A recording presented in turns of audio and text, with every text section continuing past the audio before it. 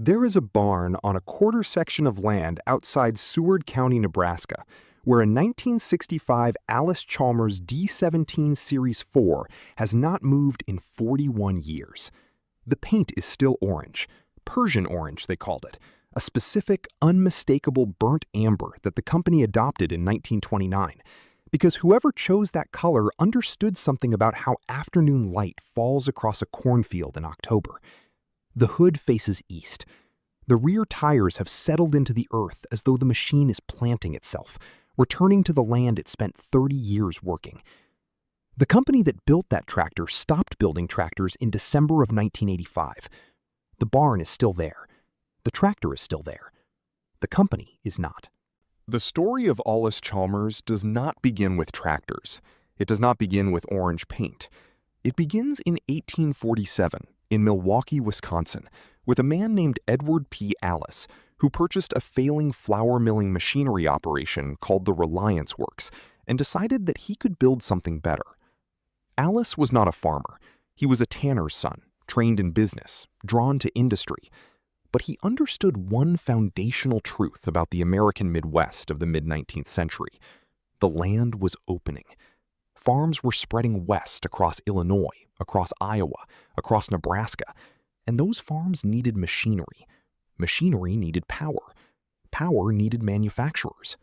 By 1869, Edward Allis's operation had grown large enough that it employed more than 300 men in Milwaukee and had begun producing steam engines powerful enough to drive entire mills. When Allis died in 1889, the company he had built was already one of the most significant industrial operations in the upper Midwest. In 1901, Allis merged with 3 other industrial manufacturers, Fraser and Chalmers, the Gates Iron Works, and the Dixon Manufacturing Company, to form the Allis-Chalmers Company. The merger was enormous. The combined operation covered more than 50 acres of factory floor in Milwaukee's West Allis district. But tractors? Tractors came later. The company produced its first gasoline-powered tractor in 1914, a lumbering machine called the 1018, named plainly for its drawbar and belt horsepower. It weighed nearly 6,000 pounds and sold for around $1,850. It was not elegant. It was not fast. But it ran. And it ran in a market where the internal combustion tractor was still young enough that running reliably was the entire argument. What changed the company's trajectory, what planted the Allis-Chalmers name on every farm road in America, was not the 1018. It was a decision made in 1929, the year the world's financial system began to crack. In 1929, Allis-Chalmers chose a color: Persian orange. It sounds like a paint chip from a decorator's catalog. It was, in fact, a competitive weapon. Before 1929, Allis-Chalmers tractors were painted gray. Gray was the color of industrial neutrality, the color of a company that had not yet decided who it was.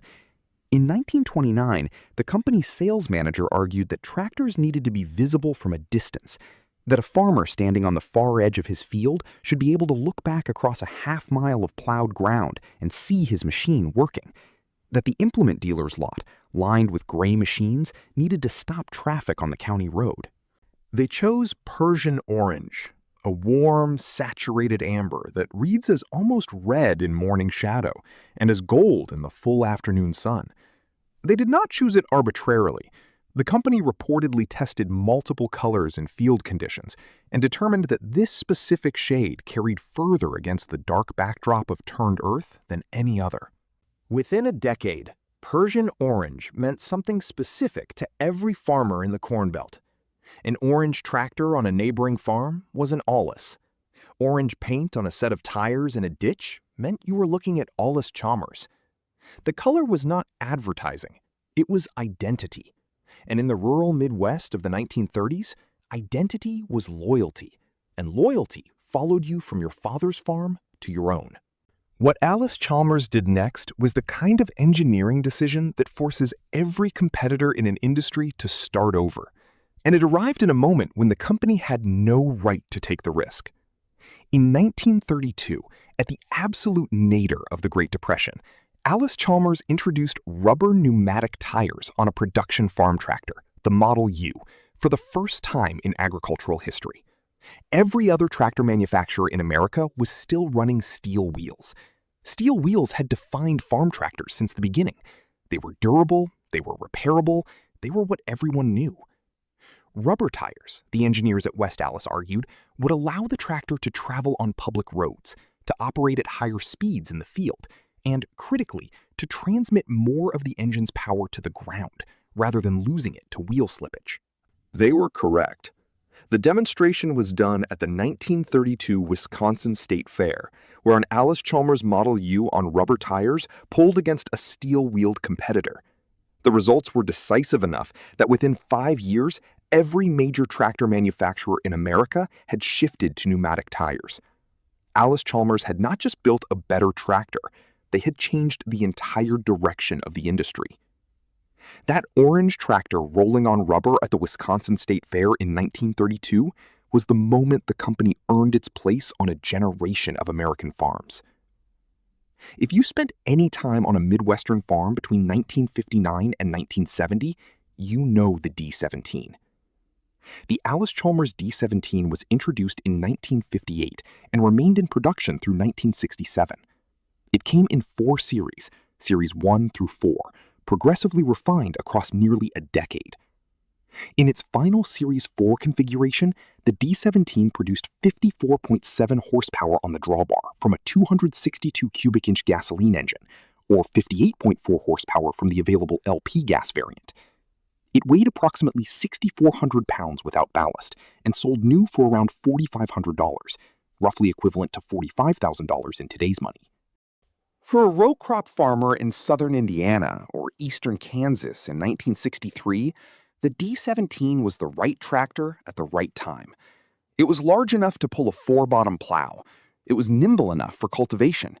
It had a 5-speed transmission, adjustable rear wheel spacing for row crop work, and an operator's platform that, by the standards of the early 1960s, was genuinely comfortable. The hydraulic system was reliable. The power takeoff was live, meaning it continued to operate independent of the tractor's ground speed, which mattered enormously when running a PTO-driven piece of equipment in tight conditions. A 1963 oral history of Indiana farming, conducted by Purdue University's Agricultural Extension Program, recorded a cash grain farmer from Tippecanoe County describing his D17 in these words: "I never had a tractor I trusted the way I trusted that one. You knew what it would do before you asked it. It didn't surprise you." That is what loyalty to a machine actually sounds like. Today, a clean, unrestored Allis-Chalmers D17 Series 4 will bring between $5,000 and $9,000 at auction, depending on condition and provenance. A correctly restored example in original Persian orange with full working equipment has sold at Iowa farm machinery auctions for more than $16,000. The tractor that cost $4,500 new is now worth more, in real terms, than the company that built it was worth in the month it was sold. The D17 was not Allis-Chalmers' only successful tractor. The WD-45, introduced in 1953, had established the company's presence on the medium power end of the market. The 190 and 190 XT of the mid-1960s pushed toward 100 horsepower and represented the company's bid for the large acreage row crop market. But the D17 was the tractor that a farmer in central Illinois or southwestern Ohio would remember when you asked him about Allis-Chalmers. It was the machine at the center of the brand's golden era. It was Persian orange at the height of its visibility on the landscape. And it was built at West Allis, Wisconsin, where more than 4,000 people came to work each morning through the 1950s and 1960s in a complex of brick factory buildings that covered nearly 200 acres along the Menomonee River Valley. The people of West Allis called it simply the plant. Their parents had worked there. Their neighbors worked there. The rhythms of the community, the shift changes, the parking lot, the lunch counter across the road were set by the plant's schedule. Allis-Chalmers was not a company in West Allis. It was the reason West Allis existed in the form it did. That is important to understand before what comes next of the Allis-Chalmers archive. There records a production ledger in what remains of the Allis-Chalmers archive that records the year the company's agricultural equipment division first posted a loss. The year on that ledger is 1975. The collapse that most people associate with 1985 had been arriving quietly and then very loudly for a full decade before anyone outside the company's boardroom acknowledged it. To understand what happened to Allis-Chalmers, you have to understand what happened to American farming between 1972 and 1986, because the two stories are inseparable. In 1972, the Nixon administration negotiated a massive grain sale to the Soviet Union, approximately 440 million bushels of wheat at subsidized prices. American commodity markets responded immediately. Corn, wheat, and soybean prices rose sharply. Farm income increased. The USDA and agricultural lenders encouraged farmers to expand production, to take on debt, to buy more land and more equipment. Get big or get out was not a slogan. It was official agricultural policy. Equipment manufacturers expanded accordingly. Allis-Chalmers invested in new product lines and production capacity. John Deere expanded its Waterloo, Iowa facilities. Case and International Harvester ran their plants at near full capacity. The Corn Belt was buying and the industry was selling. Then the cycle reversed. By 1980, the Federal Reserve's effort to break inflation had pushed interest rates to historically unprecedented levels. The prime rate peaked at 21.5% in June of 1982. Farmers who had borrowed at variable rates to buy land at inflated prices found their debt service obligations doubling. At the same time, the 1980 grain embargo against the Soviet Union, imposed by the Carter administration following the invasion of Afghanistan, collapsed the export market that had driven the boom. Commodity prices fell. Land values, which had risen 300% in some Corn Belt counties during the 1970s, began a sustained decline. Between 1981 and 1987, more than 300,000 American farm operations failed or were forced into consolidation. Counties in Iowa, Kansas, Nebraska, and Illinois saw farm foreclosure rates not seen since the 1930s. Farm equipment dealers, the men and women who had been Allis-Chalmers' direct link to the farmer, found their showrooms empty. Used tractors sat on lots that had no buyers. New orders stopped arriving. Allis-Chalmers' agricultural equipment division, already running at a structural deficit since 1975, was now absorbing losses on a scale the broader company could not sustain. The company had diversified into industrial equipment, power generation, and mining machinery, but those markets were suffering too, for related reasons. In 1984, the company posted a combined operating loss of $218 million. What followed was the arithmetic of corporate survival. The final auction of the West Allis agricultural equipment manufacturing assets ran for 2 full days in the spring of 1986. Machinery that had produced more than 1 million tractors across 4 decades was sold for scrap and salvage prices. The auctioneer who ran the sale later told a Milwaukee Journal reporter that he had conducted farm equipment auctions for 30 years, but that he had never worked a room that went that quiet when the last lot was called. In June of 1985, Allis-Chalmers announced the sale of its agricultural equipment division to a West German holding company, Klockner Humboldt Deutz AG, known in the industry as KHD. The transaction was completed in December of 1985. KHD created a new entity called Deutz Allis to manage the acquired product lines. For a brief period, roughly 1985 to 1990, tractors wearing the Deutz Allis badge appeared in dealerships. They were competent machines. They carried some Allis-Chalmers DNA in their engineering, but they were not orange. Deutz Allis adopted a green and black color scheme, and with that decision, Persian orange disappeared from the production line entirely. In 1990, AGCO Corporation, the Duluth, Georgia-based agricultural equipment conglomerate, acquired Deutz Allis and continued marketing under the AGCO Allis name for several more years before discontinuing that as well. The Allis-Chalmers name, as a working agricultural equipment brand, effectively ended in December of 1985. The machines stopped, the color stopped. The connection between the name and the land it had worked for over 7 decades was broken. West Allis, Wisconsin. In 1960, the city had a population of approximately 68,000 people. It was a working-class industrial community in the western suburbs of Milwaukee, defined almost entirely by manufacturing. Allis-Chalmers was the largest employer. The The plant employed between 8,000 and 14,000 workers at various points in its post-war peak. Today, West Allis has a population of approximately 60,000.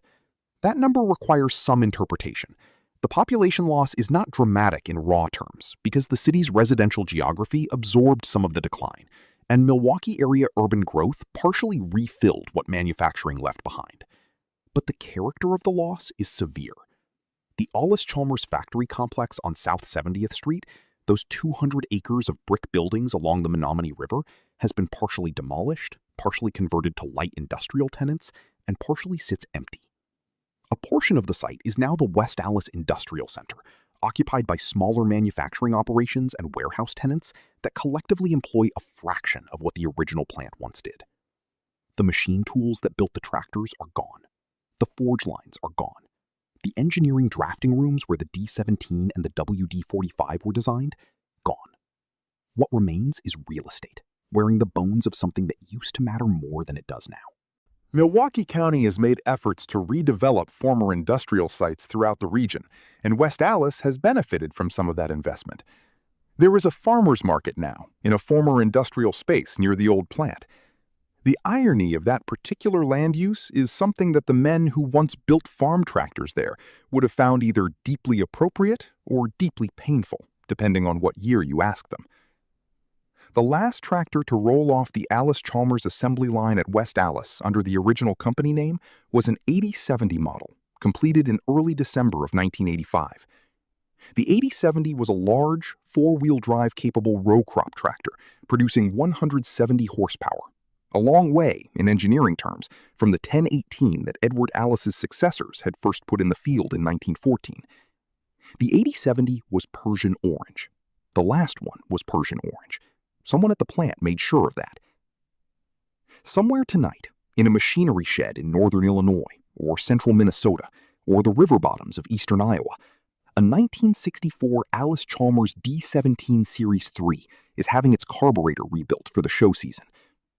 The man doing the work learned to set the float from his uncle, who bought the tractor new from a dealer in Peoria County in 1964 and ran it on corn and soybeans for 22 years before the farm changed hands. The tractor did not change hands. The tractor stayed. The Allis-Chalmers collector community is not small. The Allis-Chalmers Collectors Association, founded in 1986, the same year the production line stopped, counts several thousand active members across the United States and Canada. Regional chapters hold shows in Iowa, Illinois, Wisconsin, Indiana, and across the Corn Belt states where the orange machines were once the dominant color on the landscape. The national show, held annually, draws hundreds of restored machines ranging from pre-war Model U's and WC's to D-Series and the later 7000 series row crop tractors. What this community is preserving is not nostalgia for nostalgia's sake. These are working mechanical histories. Many of the D-17s and WD-45s being shown and demonstrated still run regularly, still pull implements, still drive threshing machines at county fair demonstrations, still turn soil. The knowledge of how to maintain these machines lives in the hands of the people who maintain them. It is not in any manual. It is not in any database. It is in the specific understanding of how a particular carburetor responds to cold weather, or how a specific hydraulic pump sounds when it is about to fail, or exactly how much throttle a D-17 needs to climb a particular grade without lugging. When those people are gone, that knowledge goes with them. The machines, if kept, can outlast the knowledge needed to run them. That is the collector community's quiet urgency, not to display these machines, but to ensure the knowledge survives another generation. Persian orange did not disappear from the American landscape by accident. It disappeared because the farms that carried it were disappearing too, or changing into something that no longer needed what a 55-horsepower row crop tractor could do. The consolidation of American agriculture through the 1970s and 1980s was not only an economic event, it was the end of a particular relationship between a farmer and his land and his machinery. The relationship in which one family worked one section, knew every foot of it, and kept the same tractor running for 20 years because it was cheaper to maintain than to replace, and because they trusted it. and because it was theirs. Allis-Chalmers built tractors for that farmer. The D17 was calibrated to that farm, that scale, that economy, that way of working land. When the farm crisis of the 1980s accelerated the consolidation that had been underway for a generation, it did not merely bankrupt equipment manufacturers. It foreclosed on a scale of agriculture that those manufacturers had been built to serve. The real obituary of Allis-Chalmers is not written in a corporate archive in West Allis, Wisconsin. It is written in the census data of every Corn Belt county that lost a third of its farm operations between 1980 and 1990. Every farm that went under took its equipment loyalty with it. Every farmer who sold out and moved to town no longer needed to know the color of the tractor his neighbor ran. The machine and the way of life it served went down together. The orange barn is still there. The tractor is still there. And somewhere in eastern Nebraska, a man who learned to drive on a D17 is keeping one running because he understands something that the balance sheets never captured, that a tractor is not just a machine. It is a partnership between a person and the land they work. And some partnerships deserve to outlast the companies that made them possible. If you grew up behind the wheel of an orange Allis, or if your father did, or if you remember the day that Persian orange stopped appearing on the implement dealer's lot, the next story is one you'll want to hear. We're going inside the collapse of Minneapolis-Moline and the prairie gold that once covered every farm from the Red River Valley to the Kansas border, and the reasons it vanished even before the farm crisis arrived to finish the job. If you're not subscribed, this is the moment.